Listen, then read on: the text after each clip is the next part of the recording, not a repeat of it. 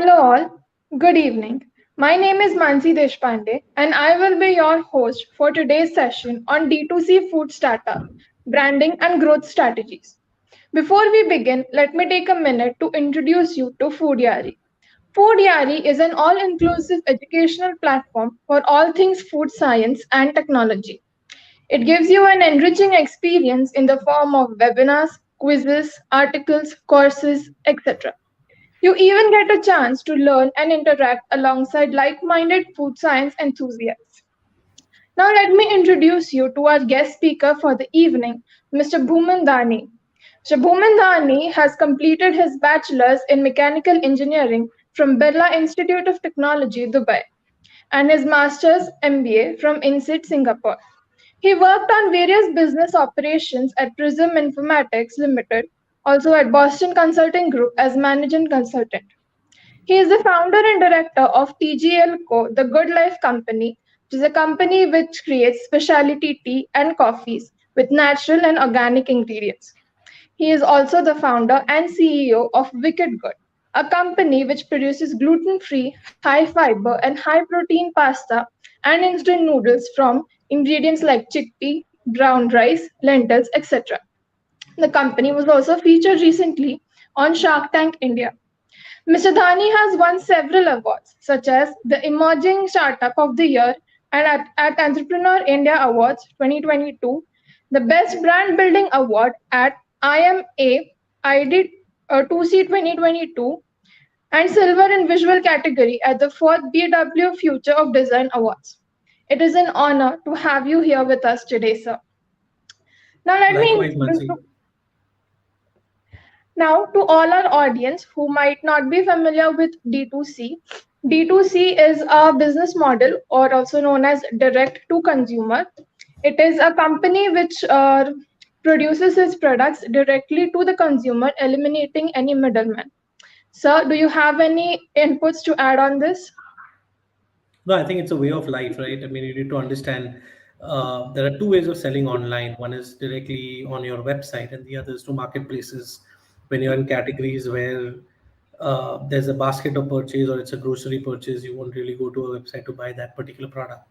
So I think D2C is more a way of life, more I would say D2O, like direct to online, or rather direct to customer via online channel, uh, rather than just direct to customer, because that won't do justice to the entire Amazons and the big baskets and the Blinkits of the world. Okay, that was great. So, without any further ado, let's just jump right into the question. So, my first question would be how to create brand awareness in a D2C business. I think it depends on the journey of a startup. If you're really early stage, and I'll only talk about consumer because that's what I understand best. The only medium to do it initially is through digital channels. You don't have the budgets that a large FMCG company typically has while launching a product or a brand for TV, radio, print, etc. So the only sustainable way of building this is ground zero through online digital mediums. So I think branding and content creation is key to success. Everything starts and ends at content creation. Gone are the days where lower funnel performance marketing activities would make a brand. I think today it's very important to distinguish yourself from the noise out there. To build any D2C brand, you need two things. One is a good product, and second is a community of repeat buyers that requires clutter breaking content to distinguish you from the noise. So I think if you have these two things, it's critical to start the journey. Okay, so social media plays a very important role in building a brand awareness. Yeah. Okay, so my next question would be what inspired you to get into the D2C industry and what is your role in a startup? Well, for me, I was actually working for BCG in their London office doing a lot of consumer goods cases across Europe, but I always wanted to be an entrepreneur. So was looking for the next big idea. And when I walked into the East India company in central London, I was mesmerized by the experience. And that's when I thought something like this might work in India because India was all about chai, but not specialty tea and coffee, although it produced probably 40% of the world's specialty tea and coffee. So thought about it, did some research. Being a consultant, you generally do a lot of number crunching. Started my first startup, which was TGL in the luxury tea and coffee space, and then relinquished control to strategic investors in early 2021, and now building Wicked Good. Wicked Goods on a mission to unjunk India one kitchen at a time. The brand insight is wicked taste and good ingredients. So anything that lies at the confluence of the two, I'd like to enter in terms of categories. We started with pasta and noodles, as you mentioned, and we probably do malted drinks and other categories in the near future. Yeah, that was great. So, can you discuss any unique or innovative approaches that you have taken in the D2C space to drive growth, improve consumer experience, or to differentiate your brand from the others? I think it all starts at the brand level, right? When you initially think about it, and having done this, or rather having made this mistake once, I say this: majority of founders in the consumer startup space do not have answer to four basic questions, which ideally they should be having. Question number one: who's your target audience and what's the buyer persona like? Question number two: how does your product translate into the need of this target audience? Question number three: what should your messaging strategy be so that you touch the heart, soul, and nerve of the target audience? And question four: what does my brand stand for through the life cycle of my target audience? I think if you can answer these four questions, basic four questions, at day zero, I think a lot of your burn and thought process clarification would be eliminated. Uh, so yeah, I think that's step one. Identifying this exact need gap between what your brand stands for and what your target audience needs. Then second, I think, is behind the entire nomenclature. Why should you name your brand XYZ? What should the messaging strategy be? How should the packaging look like? What are the three or four most important things on your packaging that consumers value? Is it just the brand name? Is it just the category name? Is it the flavor? Is it a call out, which is your differentiating factor when compared to your incumbents? Is it a food shot which will make them drool and want to eat your product? Depends from category to category. Obviously, you need to break the clutter, as I said earlier. You can't be, one in many. You have to stand out. Uh, so yeah, I think that's step two. Step one, understanding consumer, understanding the product market fit with the consumer. Step two, understanding the brand identity, the nomenclature, and the packaging design. And then obviously step three is the initial things that you do to ensure you get your first 100 customers, whether that's online, whether that's within online through your website, through Instagram, through Facebook, or through marketplaces. So I think this is the first three things that I probably do to build any startup. Great. So, speaking of consumers with such a fast lifestyle, the consumer preferences, market trends are constantly changing. So, how do you adapt to these changes in the D2C landscapes? It's tough. There's no plug and play answer to this, unfortunately. Every category is specific and distinct, and every category is changing every day faster than you know it. Today, people have certain parameters in evaluating a certain category. Tomorrow, those parameters might change. So, the best way is to always keep your ears open and your eyes open and be very observant of consumer behavior, whether that happens by you looking at various websites online, your competitors, marketplaces, the reviews that you get on your products, or actually visiting a store and seeing how consumers react, what they talk before purchasing categories. I think these are places where you'll get insights. We suckers for feedback. We do a lot of. If you've ever ordered on my website, you'll see that we keep sending WhatsApp messages and emailers to you asking for your feedback on certain critical things, as small as our brand nomenclature. Before the brand was even incorporated, we had a certain group of audiences who we believed were our target audience. we send them four brand names and ask them what resonated most with them.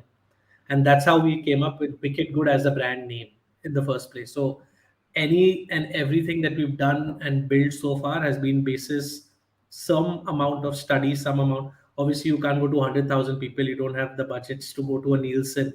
So you have to do it in your own efficient, smart way.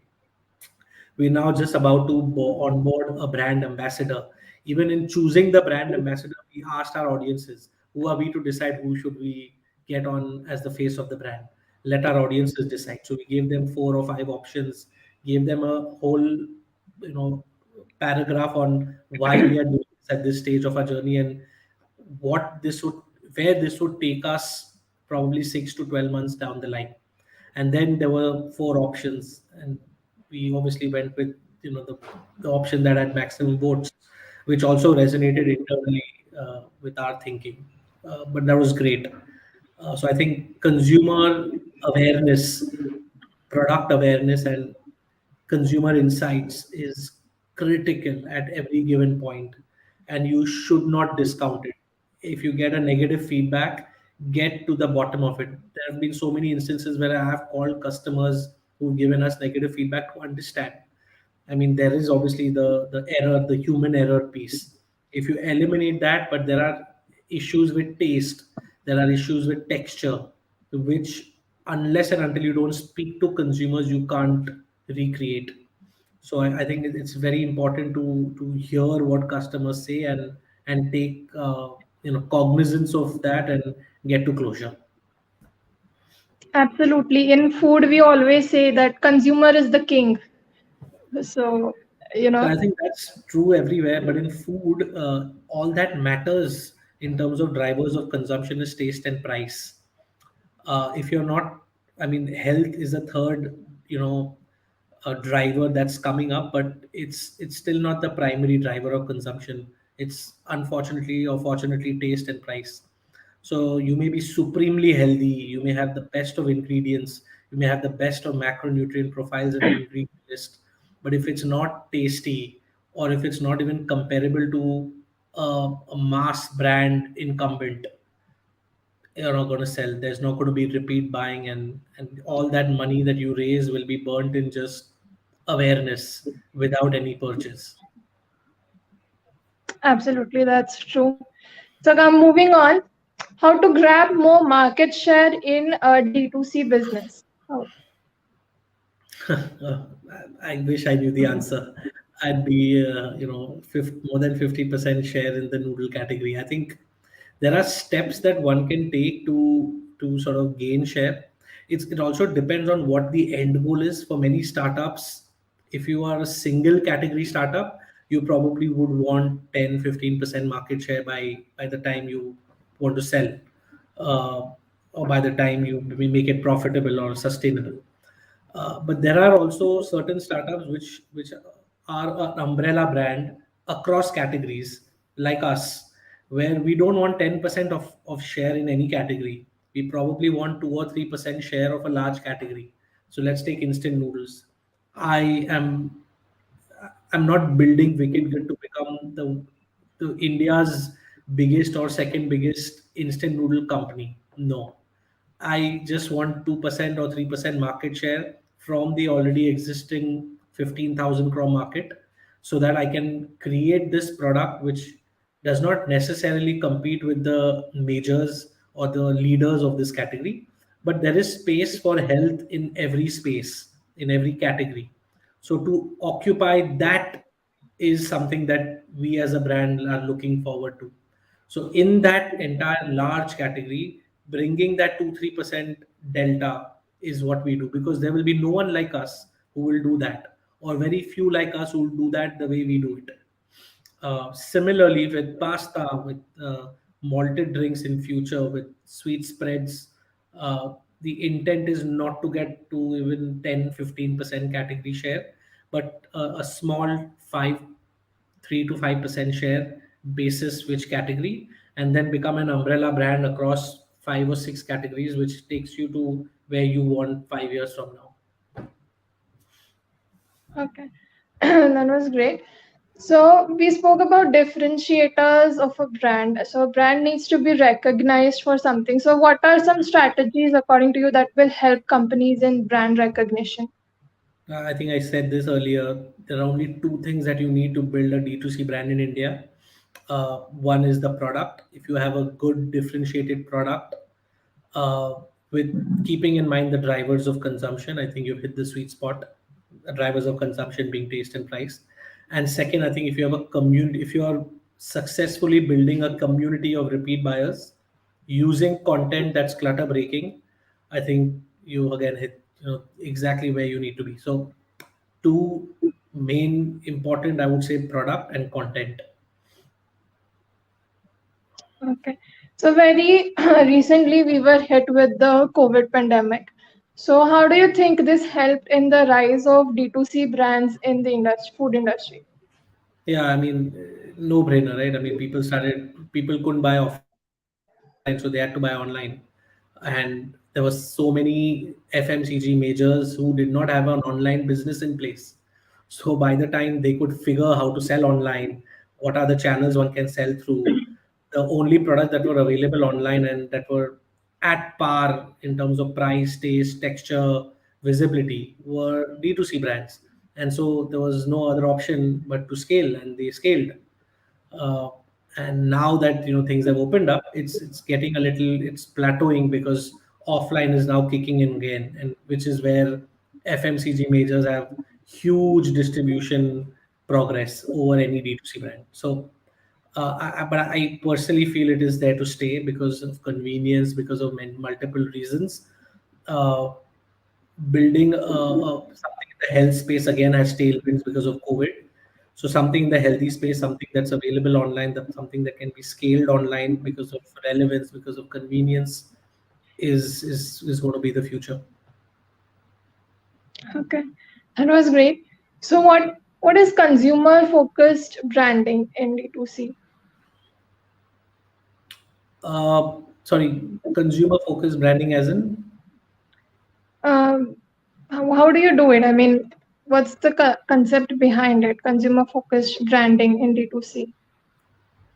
Well, okay, I mean it's a 10,000 feet question. So I would say, again, going back to my framework, right? Those four basic questions, if you can answer that at day zero, to understand exactly where the need gap is and how your product is fitting that need gap, so that PMF can be established early in the game, and thereafter, building it using innovative, or rather optimized growth strategies rather than spending a lot of money on offline distribution to figure what product works in what geography, uh, over the first probably 12 months, and thereafter pump gas in offline distribution once you have some data to back what are your hero products and what are products that probably need to work on.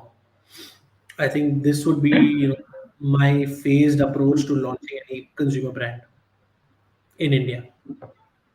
Okay. So, how do you prioritize tasks and manage time effectively in a fast paced D2C startup environment? How do you handle the tight deadlines and multiple projects? You can't. You always, you aim for the moon, you probably end up at a star between the moon and the earth. Uh, it's tough. Your launch plans get delayed. You run out of money faster than you anticipated because of working capital, because of certain hidden costs which you did not account for. So there are pressures all around. There is no better way than to take things head on, get to conclusion, and move on. I keep giving this analogy to people who, within my team, and when we recruit, when you're in a startup, it's like you're in a boat or in a ship which is in choppy seas, and you just directionally know where you want to go. You obviously have no control over the sea given the choppiness, and at the same time a fire breaks on board. Now, should you guide the sea through the rough storm, or should you first dose the fire? If you don't dose the fire, the ship burns out. Whether a storm or not is immaterial. So first dose the fire, then guide the ship through the storm, such that at least directionally you know where you're going. So that's exactly, a startup scenario where there'll be 100 things that'll go wrong every day. You may not able to complete all 100, but so long as you know what to first focus on and get to closure, so that you survive another day, it's critical. Survival is critical. So always prioritize survival over anything else. So you are the CEO and founder of two startups. So how did you start at the very beginning? How was your start of your business? How would you? When you What was start that for the first experience? time, yeah, it's again very tough. You're very new to something. You're so used to a structured life, used to people who think very similar to you, because when you work in consulting, everyone is at the same wavelength as you are, and you not necessarily have to take everyone together at the pace of the slowest person. So because everyone's fast, but when you're in a startup, you have a team, you have vendors to deal with, you have customers to manage. Not all of them will be at the same pace and at the same wavelength. And how do you take everyone together and bundle it into something and scale that? That is something that it will teach you. Uh, and whether you are a startup which is valued at $1 billion, it's a unicorn, or whether you're valued at only 100 crore, you have to start at zero. So uh, that is something that is a given. So do not have any air of where you come from or where you want to go or what you have achieved in life. Every time you start up, you start at zero. You put your head down, you uh, take a day as it comes and prioritize survival over everything else. Absolutely, that's right. So before we spoke about how you personally take feedback from consumers after they have purchased a product. So are there any other ways to improve post-purchase experience of consumers? Yeah, of course, a lot. I mean, the quest for learning always continues. Every time you do a production run of your product, the product has to improve by a certain percentage point. Even on your website, you need to improve the entire look and feel, the entire experience, the entire journey. Similarly, on Blinkit and on marketplaces, etc., you need to do the same. Certain things that we've done on our website which have worked well for us is using, so when you go on Swiggy and Instamart, you typically go to the restaurant of your choice. You click the food that you want, and then there's just one button. You put your CVV or your UPI, and that's it. You don't have to put your address, your name and data every time, which you typically have to do on a website. So we tied up with this once click checkout company called Shopflow, which if you go on my website today and if you've already bought on a Shopify website in the past, all it will ask you is for your mobile number. It'll give you an OTP. You'll put the OTP, and then automatically your address, your card details, your payment details will be taken from your past purchase. And by clicking a button, you'll check out. So that completely makes it very efficient in terms of coming to the website to check out. So that's something that you solve a real consumer problem. Second, I think it's all about repeat purchases, as I said. Given the advent of so many D2C brands, customer gets flirtatious. There is no loyalty as it was, let's say, 10 years ago or 5 years ago. So you tend to buy something today, you see something tomorrow on Facebook, you'll try that. Day after, you'll see something else, you'll try that, because it's done in a way where those ads target the kind of products you consume. So it's very, very, very important to get feedback and close the loop with consumers. If they've not ordered on your website for whatever reason, important to send them a small note, a personalized message, giving them a discount code probably to come and buy again. Even though they may have liked the product in the first place, they may still not come to the page and buy again.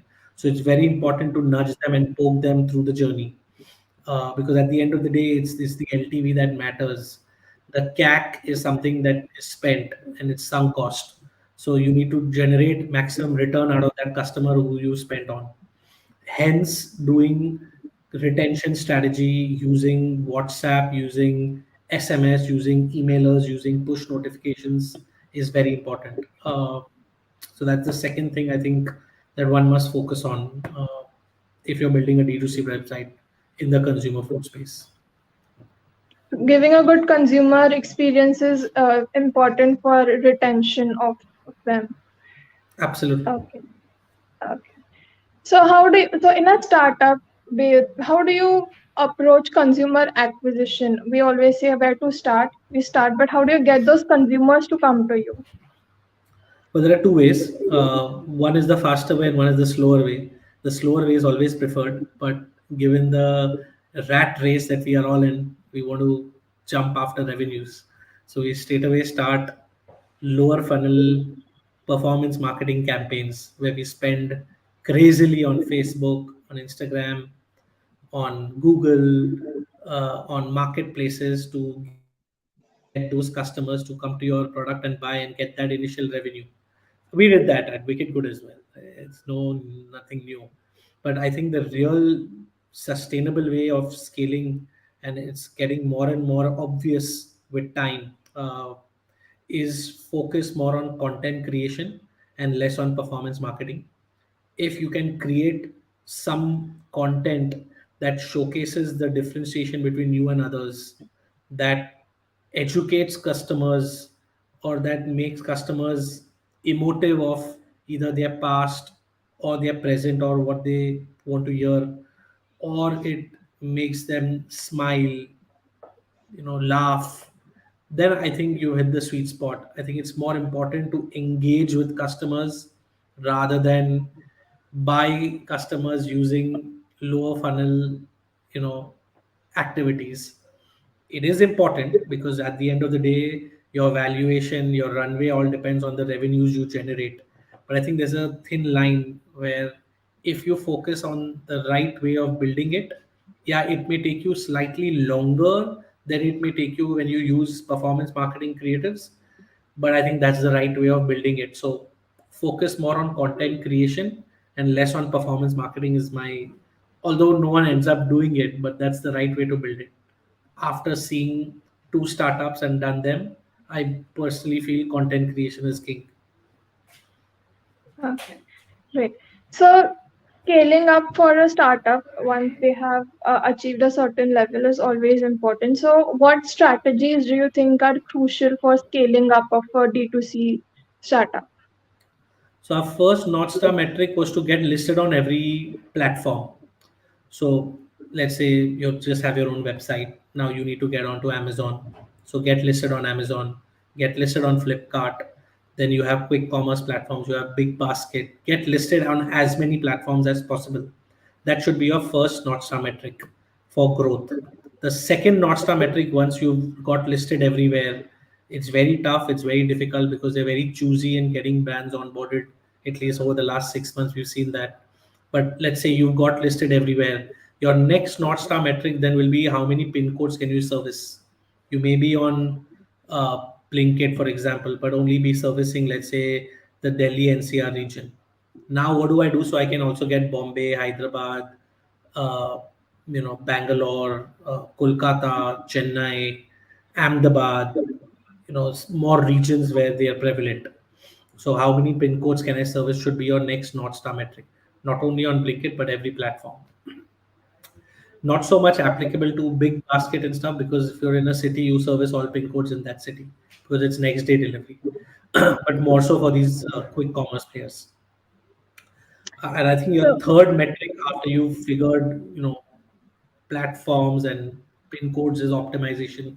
How do you ensure that whatever growth happens in an optimized way, which is CM2 positive? okay, great.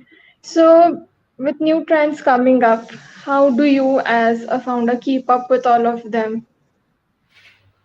Well, as I said, just have to hear what the customer's saying.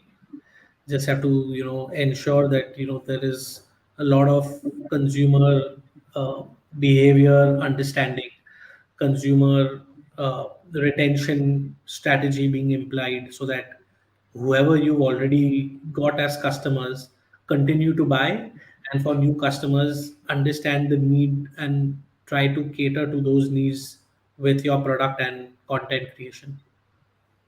Okay. Can you list any campaigns or any initiatives you have worked on in the past and the outcomes achieved through all of this? Sure. Right. I mean, multiple campaigns you do, probably one or two too well.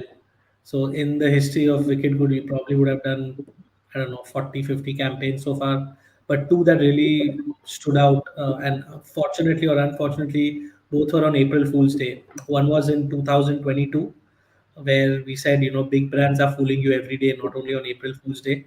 So here are 20 clean label brands where we partnered with other D2C brands which are in clean label space and came up with a campaign called Don't Fool for It. And someone's got to give you clean products. So here are these 20 clean products and categories. That really did well because it got organic traction from brand equity, from MOM, from agency reporter and others, and good amount of eyeballs around our brand. And given that we were the creators of that entire content, we got the maximum eyeball. I think the second one was this April Fool's Day again, where we gave out a post to our consumers saying that we've launched protein tablets called Protein Palooza. Even to date, I keep getting messages about where I can find it and stuff. Obviously, it was an April Fool's joke. Uh, we're a food brand and we'll probably continue to be one. So I think when you do innovative, interesting things with your target audience, basis who your target audience is, of course, I think it really helps. So yeah, these are the two categories that I can tell you did well, but there are 40 others or 30 others which probably did not do well. So you got to keep trying. You never know where it's going because there's no playbook to success or to virality. Okay, that was great. Would you like to share any of your experiences with this or in the startup or anything? Yeah, I mean, take the plunge. There's no better time than now to build something in India. Second, prioritize survival over everything. Everything can come and go, but survival is very, very important. And third, focus more on content creation and less on performance marketing. I think these are the three things for a consumer brand in India. Absolutely. So, millets are something which are very up and coming in 2023. It's also declared as the millet year. So, what do you think are the possibilities and the uh, scope for millets in D2C food startups? So I think it's a lot. That said, as a brand, we are very agnostic to ingredients we use. So if in a certain category I have to use whole wheat, I'll probably use it. If in another category I have to use millets, I'll use it. Third category I have to use oats, I'll use it. There are some startups that are fixated on a ingredient, like let's say millets or only oats. We're not that. We're more fixated on the macronutrient profile or the impact that these ingredients can have on your body. So we track certain parameters and watch them very closely, which is protein, fiber, net carbs, sugar, oil, and the likes, fat. So now whether we have to use millets in one category or something else in the other, we're completely open to it. That said, our noodles, our instant noodles and Aka noodles, both have some amount of millet in it. It has jawar. Okay, great. So, what advice would you like to give to all of our budding entrepreneurs out there who also want to start a D2C business? I just said it right. Like number one, take the plunge. There's no better time than now to build in India. I think number two, survival over everything else. And number three, content creation is king. Everything else can come later. Okay, absolutely. Are there any other points which you would like to add regarding a D2C startup, their branding and their growth? Not really. I think don't go after funding. There's another thing that a lot of founders do. Go after building a brand instead. Funding will eventually come if you build something worthwhile. It's always more important in survival and being there 5 years from today rather than raising money and then crashing out. So I think being the cockroach over the unicorn helps in the longer run. Okay. Well, that was great. So, very recently, you had the opportunity to come on an Indian show called Shark Tank. So congratulations. And how was your experience over there? Can you share it with us? I think it was great. That was something, as I said earlier, right? For a D2C brand in the early stage, the only top of funnel that we can probably think of is on digital platforms. And that's where we lack compared to some of the other FMCG majors who spend heavily on TV, radio, print. But given the advent of shows like Shark Tank, who have probably visibility as the same level as an IPL, uh, it's great for entrepreneurs to go and pitch their idea, especially consumer food startups, because as soon as you see it, you'd want to try it. And we saw it on the day, and the sales really rocketed. I think we aired on 9th of March, and I still remember we aired at 10:45 p.m.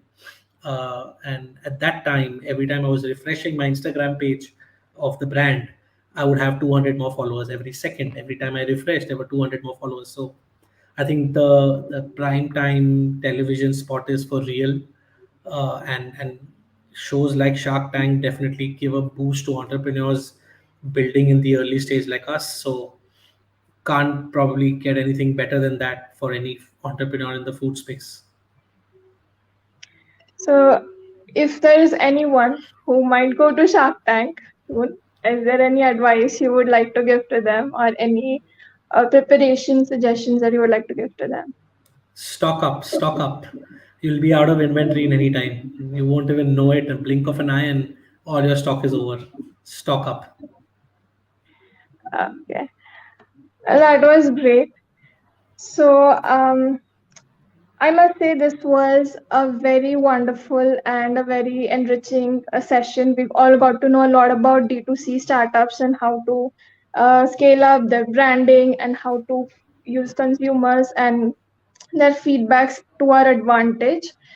So I would like to thank you for coming to taking time out of a very busy schedule and coming here and explaining it to our audience about all of this.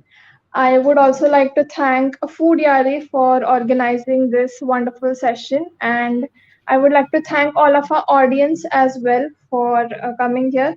So now we're open to questions. If there are any, we'll take them.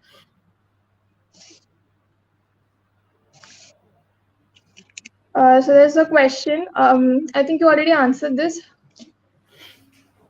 I think online, I think through content, it just has to be on your website. Shouldn't be on marketplaces ideally, because if you get it on your website and they've liked what you showcase to them, they'll be your customers for life.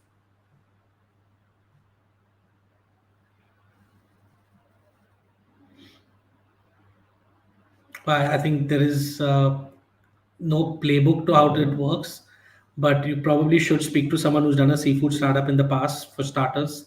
Otherwise, just follow the steps that I mentioned, right? Understand the customer, understand how your product will translate into the need of the customer, probably figure the messaging strategy around the branding and packaging, and then launch. Yeah.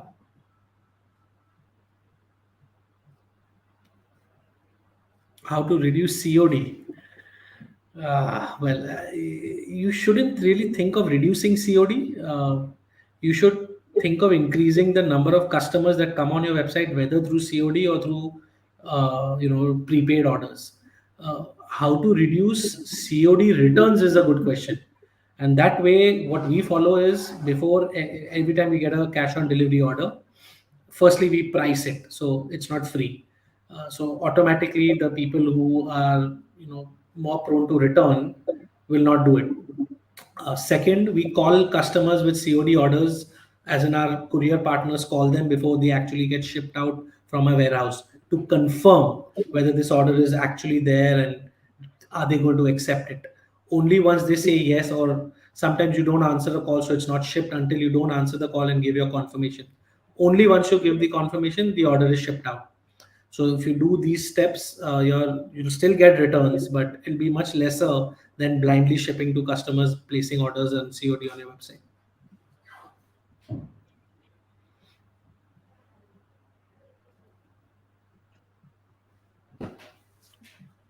Yeah, I think those are all the questions we had. So, once again, I would like to thank you for taking your time coming here and for this wonderful and enriching experience. It was an excellent session, and I'm sure everyone who attended has a lot to take from this session.